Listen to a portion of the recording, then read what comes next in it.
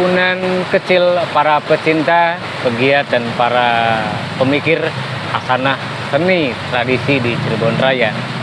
Kami bergerak dan mengajak siapa saja untuk membangun ulang kecintaan, meretas ikhtiar-ikhtiar sederhana, menyambungkan gagasan, serta mengerjakan tugas-tugas kebudayaan secara perlahan dan istiqomah.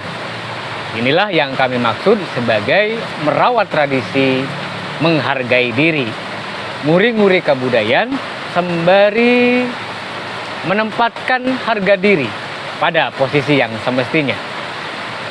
Kami juga membangun ruang perbincangan yang didokumentasikan dan diunggah ke akun-akun media sosial sebagai salah satu cara merangkum riwayat, kegelisahan, serta cita-cita para pegiat seni dan tradisi di Cirebon bertajuk Forum Sabtuan Ngobrol Bebarengan.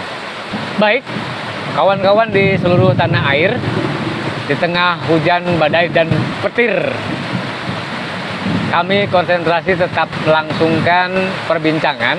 Dan malam hari ini 25 Januari 2005 kami menghadirkan salah satu rapper atau pegiat hip hop di Cirebon, yakni Mas Aditya Bondit Prasetya.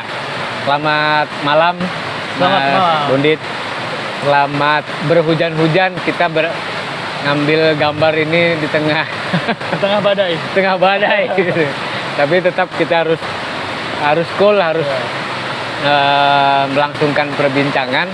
Mohon maaf dengan segala kekurangan yang ada, dan terima kasih sudah berkenan hadir di konsentrasi di panggung bambu ini yang mungkin di tempat lain agak jarang-jarang gitu kan. Hujan badai sekalipun kita tetap melangsungkan kegiatan itu. Ya, kawan-kawan, Mas Aditya Bondit. Nah, kami biasa memanggilnya Bondit, dan ini adalah nama sebutan yang dicetuskan oleh pemilik namanya sendiri. Gitu. Daripada sulit Adit, lebih baik Bondit. Gitu kan. Kelahiran Cirebon, kemudian pernah menghabiskan sekian waktu di Yogyakarta, di Universitas Negeri Yogyakarta, mengambil prodi pendidikan seni rupa. Dan selama di Jogja tentu memiliki banyak pengalaman, melangsungkan banyak kegiatan dan sejumlah proses kreatif. Dan Mas Bondit ini, kalau boleh kami kabarkan, tidak hanya menekuni dunia musik hip hop, tetapi juga sekaligus sebagai pegiat seni rupa, kemudian penulis novel. Novelnya pernah diterbitkan yang judul apa, Mas? Berdamai dengan Letusan. Berdamai dengan Letusan. Ya. Itu inspirasinya dari itu sebetulnya letusan juga. Gitu. Ya, itu sebetulnya lebih ke autobiografi seorang relawan yang punya banyak pengalaman hidup yang menarik. Dan apa ya, agak sayang kalau pengalaman-pengalaman itu tidak diarsipkan. Jadi kami berkolaborasi lah. Itu jadi nggak pure hasil karangan imajinatif, bukan, tapi memang based on pengalaman seseorang yang saya coba rangkum, runutkan sesuai dengan kronologi waktu tertentu, jangka waktu tertentu, agar memiliki kesinambungan antar part gitu loh, antar chapter. Itu bukan pengalaman Mas Bondit sendiri? Bukan ya? Jadi pengalaman seorang relawan namanya Lahar. Iya, kawan-kawan, ada yang berbeda malam hari ini selain hujan, badai, dan petir gitu. Kostum kami ini kami semuanya pakai topi gitu kan, dan dikebelakangkan, bukan ke depan, karena kami bukan aparat. Karena tema yang akan kita bicarakan malam hari ini adalah dari hip hop sampai bahasa Cirebon gitu kan. Dan ciri khas hip hop itu topi yang miring. bukan topi miring ya, Bukan karena topi miring. ini asosiasinya agak berbeda kalau Iya. topi miring. Topi yang dimiringkan maksudnya, gitu. Dari hip hop sampai bahasa Cirebon. Dan ini menjadi ciri khas betul ya. Setiap Gludog, setiap kita melihat ada seseorang yang menggunakan topi yang dimiringkan, pasti wah ini anak hip hop kayaknya, karena anak hip hop tidak ada yang begini gitu loh. Nah, nggak ada, pasti miring atau ke belakang ya gitu. Itu nanti kita bahas gitu kan, kenapa kalau pakai topi harus miring kalau di ke belakang kan. Apakah gaya-gayaan saja atau gimana gitu. Mas Bondit, saya cukup awam dengan hip hop, rap atau sejenisnya, tapi beberapa literatur mengatakan bahwa hip hop dilahirkan dari sejumlah atau spiritual pemberontakan terhadap diskriminasi rasial ya, rasis, terutama Afrika Amerika dengan Latin itu. Iya. Barangkali Mas Bondit bisa menceritakan ihwal kesejarahan, mungkin beberapa bagian pentingnya, termasuk nanti di sejarah di Indonesia seperti apa gitu kan, sampai nanti kita kerucutkan di Cirebon misalnya. Oke, terima kasih Mas Edeng atas waktunya ya. Kalau kita bicara mengenai awal kemunculan hip hop, atau sebelum lari ke sana, kita coba definisikan dulu mungkin ya, apa itu hip hop. Iya. Jadi secara definisi, mungkin sebagian orang beranggapan bahwa hip hop itu adalah sebuah genre musik gitu ya, jenis musik tertentu seperti dangdut, roncong, rock, segala macam. Nah, kalau kita berkaca pada sejarahnya, hip hop itu sebetulnya lebih daripada sekadar musik, gitu ya. Bahwa musik hip hop itu sebuah jenis, ya. Tapi untuk hip hopnya sendiri itu lebih daripada musik.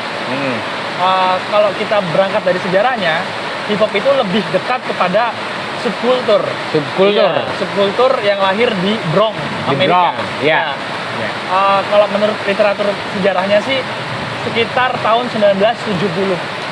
Ya, pada saat itu di Amerika sedang mengalami krisis gitu ya, yang menyebabkan masyarakat di sana itu kehilangan aktivitas keseharian lah, gitu. Kemudian mereka berkumpul untuk mengisi waktu yang kosong itu, di fase tertentu itu yang kosong itu, mereka berkumpul, akhirnya bikin sebuah alternatif hiburan untuk komunitasnya tuh, Bang. Jadi kayak aku bayangin kita nih nggak ada kesibukan nih, bingung, pengen kerja nggak bisa karena krisis itu kan, sehingga ayo kita berkumpul, terus otomatis di perkumpulan itu kan pasti ayo kita buat apa nih, sesuatu yuk. Nah, terjadilah sebuah semacam pesta kecil-kecilan. Ada seorang yang mungkin dia punya DJ gitu, player musik gitu. Nah, dia main di situ untuk menghibur komunitasnya. Dan itu terjadi di pinggir-pinggir jalan, Mas. Iya. Street art mungkin ya. Itu. Jadi orang ngeplay musik di pinggir jalan dengan musik ya khas Amerika tentunya ya, yang sudah modern gitu ya, dengan ketukan-ketukan beat yang mungkin tak gitu ya. Nah, di sana orang-orang pada mungkin sambil minum, sambil joget-joget gitu ya. Nah, musik yang kosong itu, yang tidak ada vokalnya itu, kemudian mulai diisi tuh. Daripada musik nganggur nih, cuma kosong doang, diisilah dengan rapalan-rapalan kata gitu. Akhirnya lahirlah rap. Nah, rap itu? Rap itu nyanyi ya, katakanlah ya, bernyanyi dengan tempo cepat. Ya, gitu tuh. Jadi karena ketukan beatnya relatif cepat, beda ya kalau musik tradisional di Indonesia, kebanyakan kan, atau nggak kebanyakan ya, sebagian itu ada yang temponya lambat atau mungkin ketukannya tidak beraturan gitu ya. Nah, kalau di sana, di Amerikanya sendiri, untuk ketukan tempo itu relatif agak cepat, mungkin 90 beat per second gitu, per detik, 90 ketukan per detik. Dan konsisten biasanya.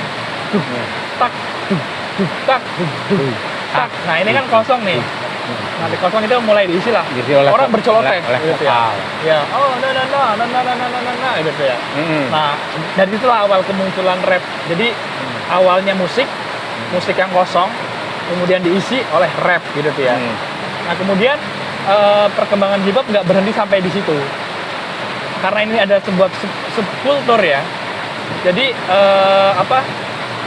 untuk seni visualnya diisi oleh teman-teman dari street art, Graffiti itu ya.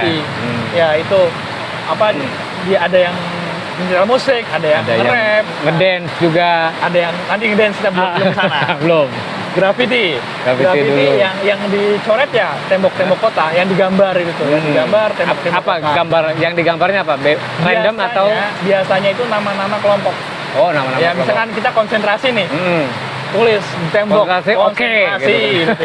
Kayak gitu, tentu dengan art style tertentu ya, yang khas graffiti. Biasanya hurufnya itu tidak bisa sekali baca itu tuh, karena bentuknya emang dibuat artistik lah. Ya, gitu. Kemudian setelah graffiti ada breakdance itu. Breakdance. Iya, jadi ada musiknya kosong diisi rap. Kemudian orang menari breakdance, kalau bahasa kitanya tari kejang gitu ya. Tari kejang. Ya di era 90-an itu cukup populer tuh tari kejang. Tak tak tak. Tari staccato. Iya. Kayak gitu. Terus itu 4 elemen itu, Mas. Ada DJ, ada rap, ada graffiti, ada breakdance. Nah, belakangan berkembang lagi di era 2000-an itu masuk beatbox. Ya. Yang permainan mulut itu ya. Permainan mulut yang. Nah itu karena secara audio ya ada identik lah dengan ketukan-ketukan dibikin akapela gitu ya. Seperti itu. Jadi sampai dengan hari ini setidaknya ada 5 elemen yang yang menjadi bagian daripada subkultur hip hop itu sendiri. Dan betul kata Mas Edeng, ya lahir dari pemberontakan. Seiring berjalannya waktu, ya awalnya sih sebenarnya hiburan ya, hiburan di tengah krisis, kemudian diisilah musik kosong itu dengan lirik yang itu ya berangkat dari realitas sosial politik yang pada saat itu, di mana orang kulit hitam mengalami diskriminasi dan lain sebagainya. Nah itulah berkembang akhirnya. Seperti itu sih, Mas. Ya, jadi lagu-lagu itu keluar. Tapi saya lebih melihatnya seperti umpatan kepada yang berbau rasis gitu, berbau misalnya dia itu diarahkan kepada kulit putih misalnya. Itu ya. Dan terlebih ketika misalnya terjadi battle. Battle antara kulit hitam dengan kulit putih. Ya semuanya caci maki umpatan itu mungkin ya. Iya. Nah, kalau di Indonesia gimana ininya? Adaptasinya, karena rasialisme di Indonesia kan hampir tidak ada gitu kan. Artinya karena kulitnya beragam gitu, tidak hitam putih saja gitu. Apa yang berlangsung di Indonesia perkembangannya gitu? Spirit perlawanan yang berangkat dari Bronx gitu kan, dari kulit hitam kepada kulit putih misalnya, kemudian bergeser ke Indonesia, terjadi perubahan spirit macam apa? Gitu. Sebelum sampai ke Indonesia, hip hop sendiri mengalami perkembangan ya. Jadi yang awalnya musik perlawanan gitu ya. Nah di sananya sendiri sebelum masuk ke Indonesia juga mengalami perkembangan tema tuh, Mas. Mengalami perubahan ini ya. Mulai ngomongin drugs, mulai ngomongin geng. Jadi di sana pun alirannya berkembang, nggak hanya ngomongin perlawanan sosial politik, tapi seiring berjalannya waktu, ya karena ini musik yang sifatnya universal gitu ya, sehingga orang mungkin jenuh juga ketika hanya ngomongin politik. Akhirnya ada sekelompok orang yang mencoba bereksperimen, cobalah dengan gaya musik seperti ini saya masukin tema kehidupan pribadi saya tentang narkoba misalkan. Di Amerika itu drugs, tentang kehidupan ya gemerlap malam segala macam. Itu juga ada kelompok-kelompok tertentu yang mencoba untuk mengambil hip hop secara musik ya, untuk diambil temanya sesuai dengan yang relate dengan yang relevan dengan yang nyanyinya itu. Iya. Itu terus ya gangster, terus tadi drugs, terus ada juga yang ngomongin kehidupan pribadi, soal keluarga dan lain sebagainya. Nah, ketika tiba di Indonesia itu kan dipopulerkan pertama kali oleh Iwake. Ya, Iwake, dan itu hip hopnya Iwake sudah masuk ke ranah industri musik yang mayor. Karena punya kepentingan industri ekonomi. Iya. Sehingga hip hop yang apa ya? Yang hadir pada saat itu ya dengan tema-tema yang relate dengan industri lah kira-kira. Kan lagu yang terkenal kan lagu bebas itu ya. Bebas, lepas gitu tuh. Itu ya mungkin secara lirik vulgar perlawanannya nggak begitu kental lah, tapi ya semangat untuk freedom, merdeka itu tetap masih ada. Dari situ sih Mas masuk ke Indonesia, diadaptasi sama Iwake. Kenapa Iwake menjadi penting? Karena pada saat itu musisi di Indonesia kebanyakan memainkan jenis musiknya rock. Pada saat itu ya. Iya, zaman-zamannya. Ya, Ardila bahkan yang itu juga kan rock Ardila, terus apa? Ada Ahmad Albar, Godbless. Zamannya Log Selebor itu. Iya.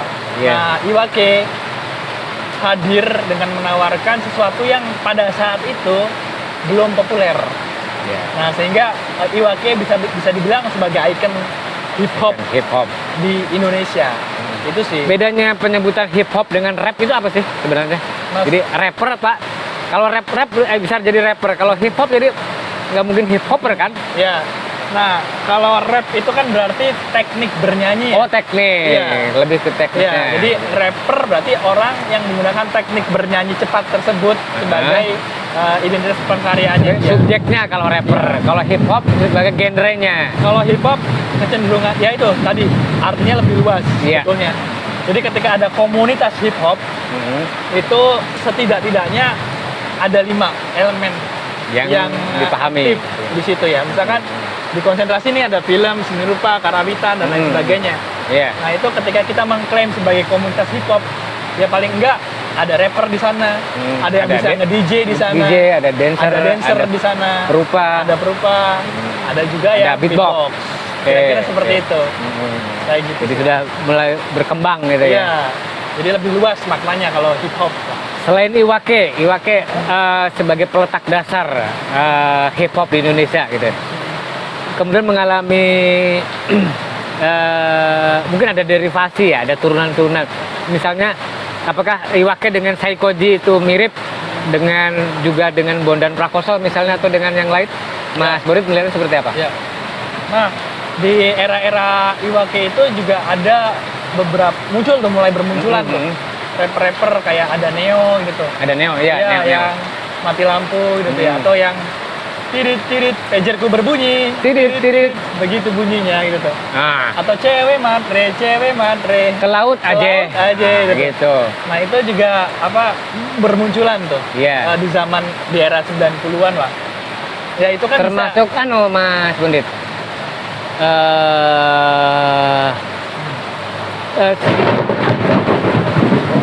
Sinetron Wiro Sableng. Oh iya. Iya kan? Iya. Wiro Sableng, kemudian Kerasakti. Iya, Kerasakti. Terus apa lagi? Ya. Ya itulah, 2 itu ya. Cukup populer. Wiro Sableng, Sinto Gendeng, dan susah gitu kan. Nah, itu daerah 90-an gitu. 90-an itu udah nah, itu bisa gitu. Kita tangkap tuh cerminan adaptasi hip hop atau rap di Indonesia. Karena sudah masuk ke industri, sehingga tema-tema yang diangkat dalam lagu-lagu yang populer pada saat itu ya tema-tema yang mungkin tidak lagi soal perlawanan. Yang ngomongin cewek matre, kan? Ngomongin pager, ngomongin mungkin percintaan, gitu tuh ya. Bahkan video klipnya itu Mas, kecenderungannya malah ngambil hip hop yang bling-bling. Jadi yang itu di mobil antik biasa ada cewek cantik, atau pakai cewek pakaian terbuka gitu tuh. Nah, itu yang masuk Indonesia di awal-awal. Sehingga video klip pada saat itu pasti ada cewek pakai tank top, pakai rok mini gitu tuh. Sebagai apa?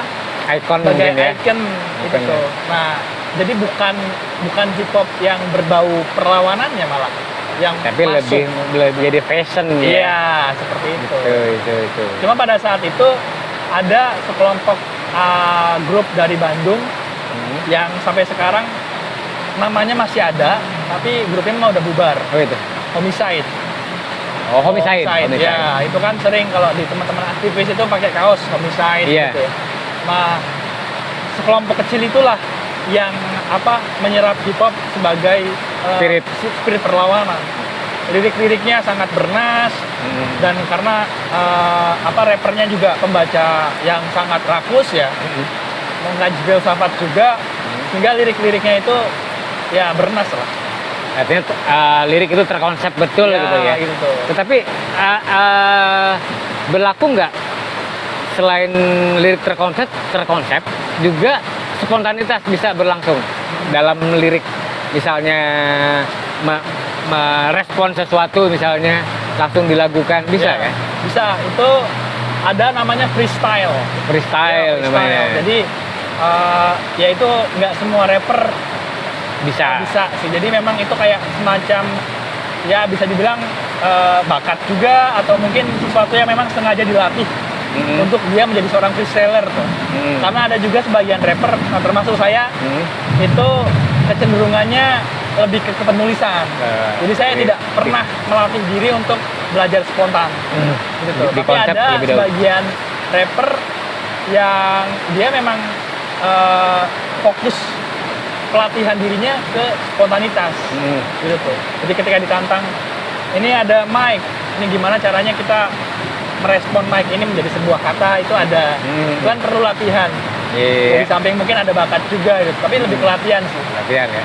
Gitu. Dan tadi yang soal Sekoji itu di 90-an akhir sama 2000-an awal. Itu dia terkenal dengan lagunya Sowat gitu loh. Sowat. Ya, Sowat gitu loh. Nah, itu merepresentasikan tentang dia nggak peduli omongan orang. Kalau sekarang mulai ada buku tuh yang populer, seni bersikap bodo amat gitu tuh. Nah, Sekoji di tahun itu udah bikin sebetulnya. Sowat gitu loh. Lu punya mobil mewah, sowat gitu loh. Karena mobil mewah ini punya orang tua gitu tuh. Iya. Tapi udah hasil korup. Iya, kayak gitu tuh. Nah, itu kecenderungannya lebih ke perlawanan, tapi yang konteksnya lebih ke personal teman. Gitu. Jadi nggak yang ngomongin politik negara. Kecuali tadi yang homicide itu dia udah merambah ke politik sosial. Jadi gitu. sudah bawah tanah ya? Ya, underground, bawah tanah.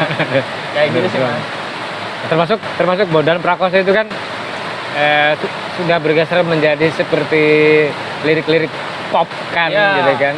Nah itu kalau Bondan Prakoso dan Fade to Black ya. Fade to Black. Nah kalau Fade to Black-nya itu dia pure hip hop. Jadi karakteristik musiknya itu ya hip hop, ketukan musiknya hip hop, instrumen musiknya hip hop. Sedangkan Bondan sendiri kan dia bassis. Ada petir. Hip tir. Nah kalau Bondan Prakoso sendiri kan dia seorang bassis. Berkolaborasilah mereka. Jadi musik hip hop yang dikombinasikan dengan berbagai macam genre musik. Karena Bondan kan musisi cilik ya. Ya. Awalnya itu kan penyanyi cilik. Cilik gitu kan ya. Sehingga dan seiring berjalannya waktu dewasa dia jadi musisi, jadi komposer. Nah, dia mengkombinasikan rap dengan berbagai macam jenis musik. Pernah tuh bikin lagu yang romantik kayak lagunya Bunga gitu tuh. Kan cuma instrumen cuma teng teng teng teng teng teng. Gitu doang. Atau keroncong protol, itu keroncong. Ada juga yang dikombinasikan dengan rock, ada dengan jazz, ada. Nah jadi kalau Bondan Prakoso dan Fade to Black, projectnya kalau menurutku sih project eksperimental. Seorang Bondan dan Fade to Black untuk mengemas rap ini agar lebih berwarna lah. Karena hip hop itu cenderung monoton mas. Ya. Sangat monoton. Bagaimana dengan sehari ini beatbox justru jauh lebih berkembang ketimbang lagu hip hop yang seperti kita pahami gitu kan. Itu gimana? Ada peralihan, kemudian ada proses metamorfosis barangkali ya, atau hanya sebagai ahli wahana saja dari lirik menjadi bentuk-bentuk musikal. Gimana menurut Mas? Ya karena beatbox itu datangnya belakangan ya dibanding elemen lainnya. Mengapa menjadi lebih populer katakanlah seperti itu? Ya mungkin karena ada unsur kebaruan itu tuh, sesuatu yang segar sehingga menarik orang lain untuk lebih mungkin ya lebih populer lah. Karena rap udah banyak nih katakanlah yang bermain ya. Nah beatbox ini karena lahirnya belakangan masih banyak orang yang belum tahu. Jadi bikin orang tuh apa ya, kagum mungkin ya, bahkan apa acara hitam putih dulu tuh ada di Kobuser itu kan sempat pakai seorang beatboxer buat mengiringi musik acaranya tuh. Ya karena memang masih baru itu gitu. Nah untuk rap sendiri ya apa ya, karena ini bukan asal kelahiran hip hop ya, sehingga kalah dalam tanda petik, kalah pamor lah dengan genre-genre yang lain gitu.